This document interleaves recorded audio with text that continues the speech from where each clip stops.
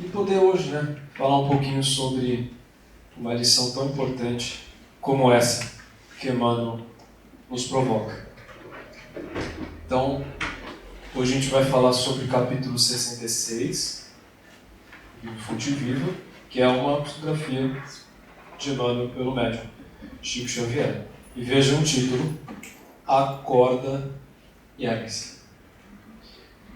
E Emmanuel sempre se baseia num dos trechos do Evangelho para poder desenvolver seus argumentos. E dessa vez ele se baseou em Efésios, quando diz: Desperta tu que dormes, levanta-te dentre os mortos e o Cristo te iluminará. Paulo, Efésios, capítulo 5. Veja que interessante: desperta tu que dormes entre os mortos. O que ele quer dizer? Será que quando a gente fala em acorda, que nós estamos vivendo de fato a nossa vida, a nossa existência? Ou será que muitos provavelmente estão dormindo, apesar de estarem aqui encarnados? Porque para o plano espiritual, vida é tudo aquilo que a gente faz edificante e digno na nossa existência. Então, o primeiro ponto que ele nos chama a atenção é que muitos estão dormindo. Muitos estão no piloto automático. O quanto que a gente tem noção das nossas emoções, o quanto que nós estamos interiorizando, entrando em contato com as potencialidades. E esse é um ponto fundamental. Não é o fato de estar encarnado que determina o quanto que nós estamos, de fato, vivendo a vida. Porque vida tem a ver com abundância, e não no sentido apenas material, no sentido de vida. Então, o primeiro aspecto que se coloca é: acorda, vamos acordar para isso. Recentemente eu vi uma notícia que eu custei acreditar que era verdade, até que eu comecei a investigar a fonte, e era uma fonte confiável, BBC. As escolas chinesas, elas estão sendo cada vez mais vigiadas, por assim dizer. Então as crianças eram colocadas ali na escola, e tinha como se fosse um robô, uma inteligência artificial, que conseguia fazer uma leitura se elas estavam prestando atenção, se elas estavam com foco, como que elas estavam emocionalmente. Faziam um relatório e as crianças eram chamadas a atenção. Aí eu pergunto, será que a gente está favorecendo na educação a nossa natureza ou a gente está criando robôs automatizados? Isso tem a ver com acorda. Acorda para os sentimentos, acorda para a contemplação, acorda para a vida de uma maneira geral. Esse é o primeiro ponto. O segundo ponto, ergue-te. E todos vamos ter essa visão. Para que eu possa me erguer, eu preciso do quê? Vontade. Para poder me erguer de fato, eu preciso de vontade. Isso me lembra uma história, está contida na Odisseia, de Homero, quando Ulisses vai atravessar um período de bastante provação, as várias provações para voltar a Ítaca. Na verdade é o caminho da alma, são uma série de ensinamentos que Homero coloca, e um deles é o canto das sereias. O que as sereias querem? Eles querem nos levar lá para o fundo do oceano. Então nos seduz, querem levar para o fundo do oceano. Chico Xavier costumava falar: as sereias estão a cantar. Quando acontecia alguma coisa que provavelmente levaria ele a sentimentos mais baixos, ele falava: as sereias estão a cantar. E quantas sereias estão a cantar nas nossas vidas? Quantas situações que às vezes a gente entra em sintonia e leva a gente lá para baixo. E Ulisses, o que fez? Quando viu que estava próximo às sereias, que a gente coloca aqui para o nosso folclore brasileiro, mas seriam como se fossem arpias, ele diz: me amarre no mastro. E os marujos colocaram cera nos ouvidos. Então, colocar cera nos ouvidos é: não deixemos cair em tentação. É um ato de vontade, porque tentação, se a gente puder colocar hoje em dia uma tradução, a gente falaria gratificação instantânea. Tudo aquilo que entorpece também os sentidos e que, portanto, não aflora e não traz vida. que é o que Paulo traz nessa carta aos Efésios. Ele fala: sejamos imitadores de Deus, buscamos a sua luz e não as trevas. E como que a gente busca as trevas?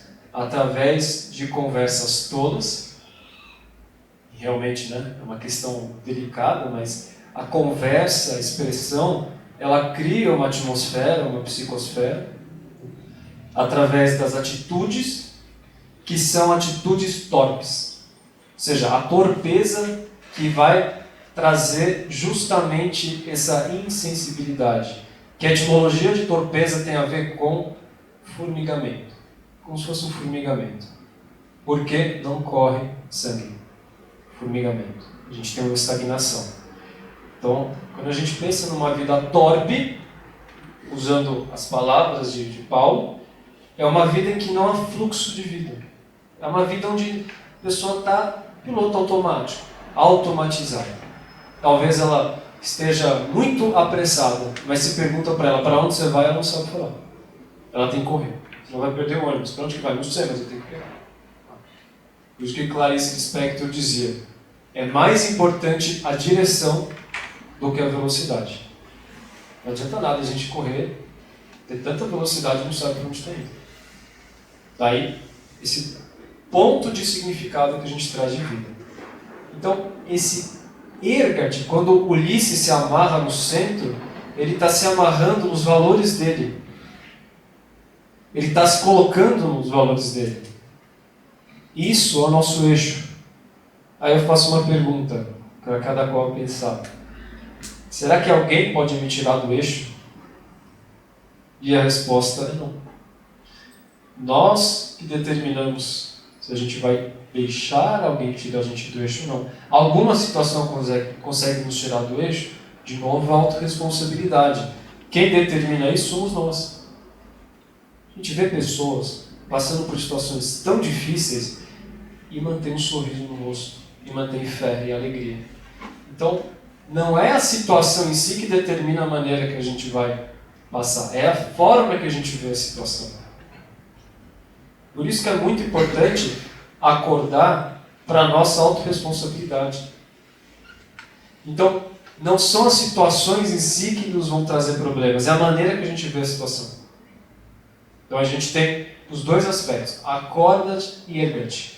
Ou seja, vamos buscar ficar no nosso centro. Essa é a questão mais importante. Isso lembra o paralelo com Lázaro. Porque Lázaro dormia no sono profundo, a quem muitos atribuem como um milagre, que Cristo ressuscitou Lázaro.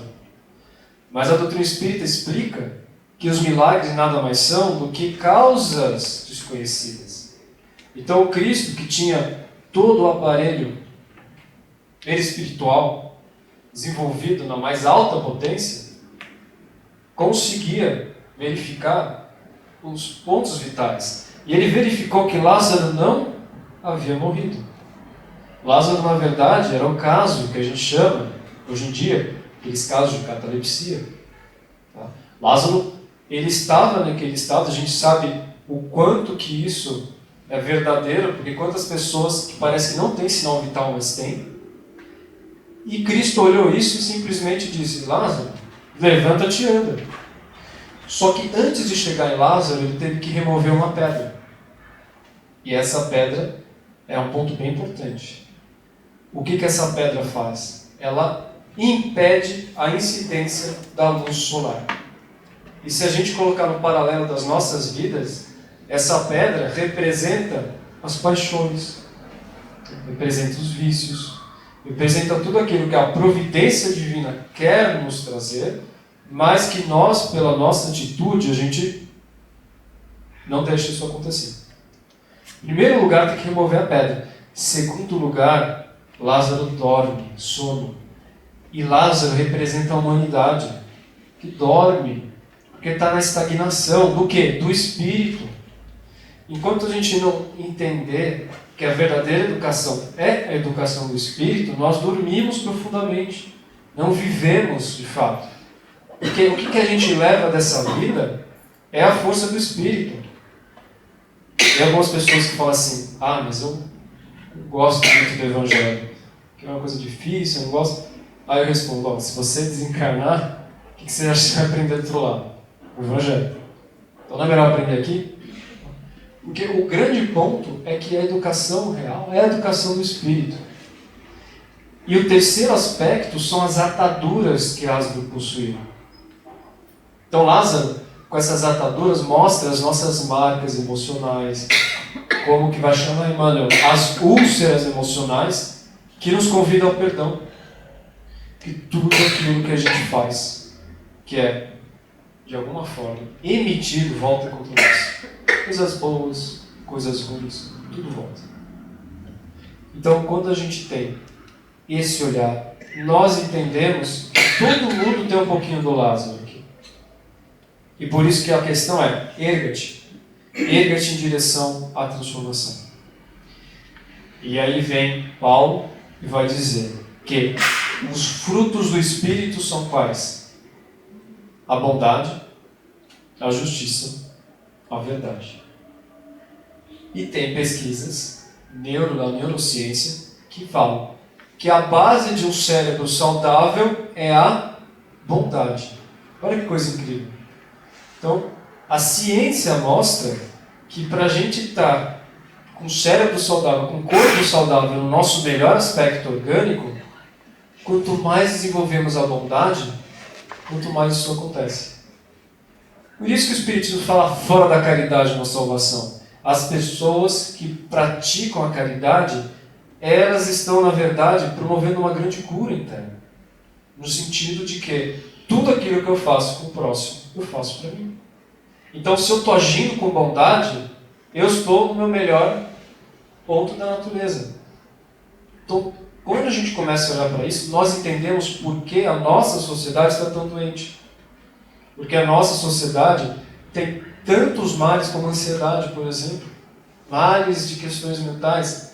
Organizações mundiais que falam que 1 a cada 5 jovens vai ter um problema de doença mental.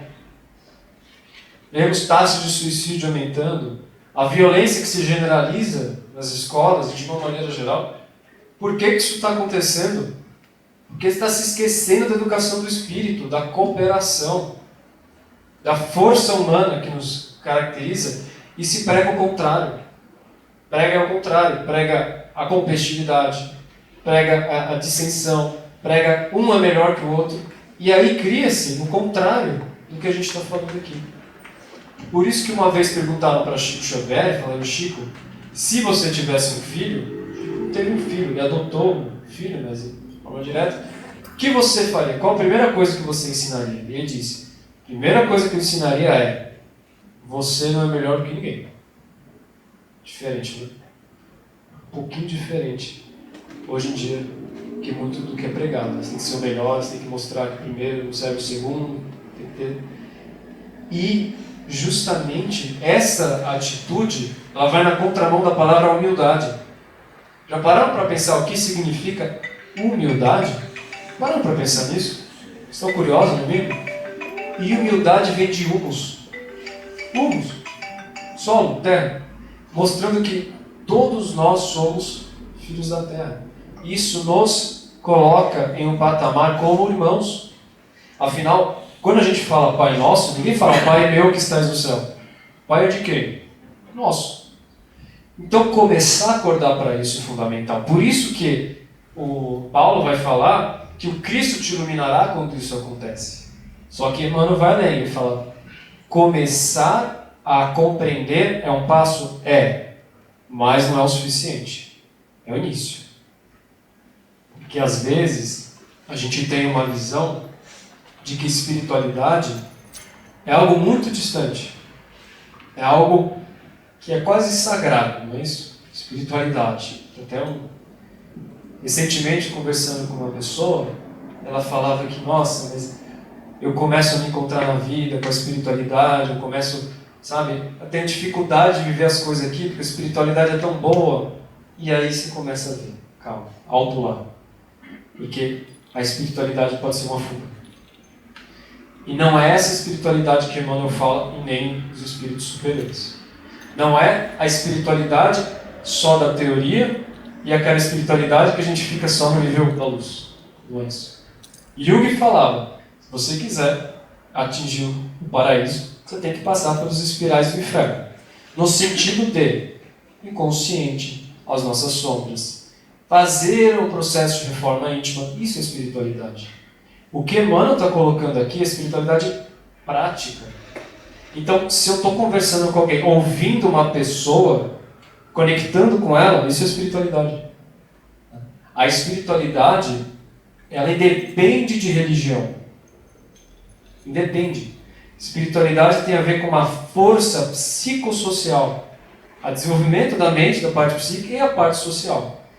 E quando a gente começa a ver uma espiritualidade como algo prático, nós entendemos que a espiritualidade está conosco todo momento. Não é só agora. Estamos aqui vibrando numa palestra espírita, estamos desenvolvendo a espiritualidade. Com certeza. Só que o ponto é, a partir do momento que você consegue destilar esse mel, o que você faz com ele?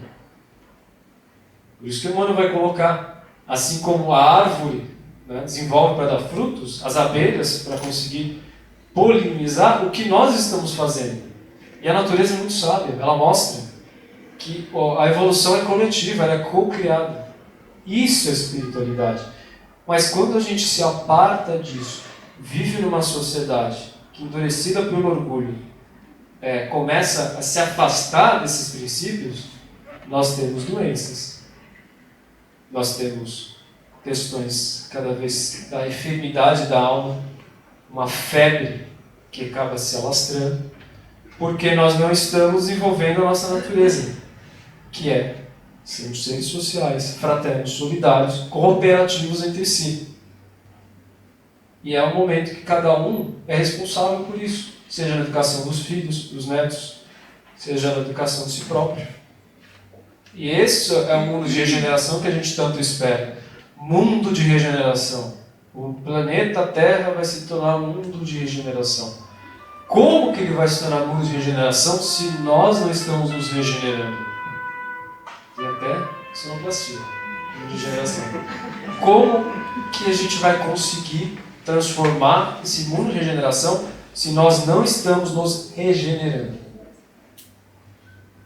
E aí, por fim, tem um livro do Chico Xavier, pelo espírito Naio Lúcio, e Naio Lúcio ele relata uma passagem muito curiosa, em que os apóstolos e discípulos estavam discutindo entre eles como desenvolver a espiritualidade. Aí eu falava, para desenvolver a espiritualidade, você tem que fazer um retiro espiritual. Não, mas para mim, para desenvolver a espiritualidade, você tem que fazer um jejum severo. Ou para desenvolver a espiritualidade, você tem que deixar de lado as questões profissionais e só focar nas questões espirituais. Cada um colocava ali o seu ponto. Aí Jesus falou, não se esqueçam, que espiritualidade guarda por lei imperativa a ação. A ação. Então não adianta nada a gente falar de espiritualidade se na verdade é uma fuga. Vai dizer Aristóteles, né? Em médio status virtus. Então, virtude está no meio. E praticar a virtude é a melhor forma de viver a espiritualidade. Porque a virtude é o que nos dignifica. Por isso que estamos acordados ou estamos dormindo? Estamos vivendo ou estamos existindo? E se nós não estamos em direção a esse relógio da natureza, a esse fluxo da regeneração, a resposta é: estamos estagnados. Portanto, vamos acordar e levantar. Que assim seja. Graças a Deus.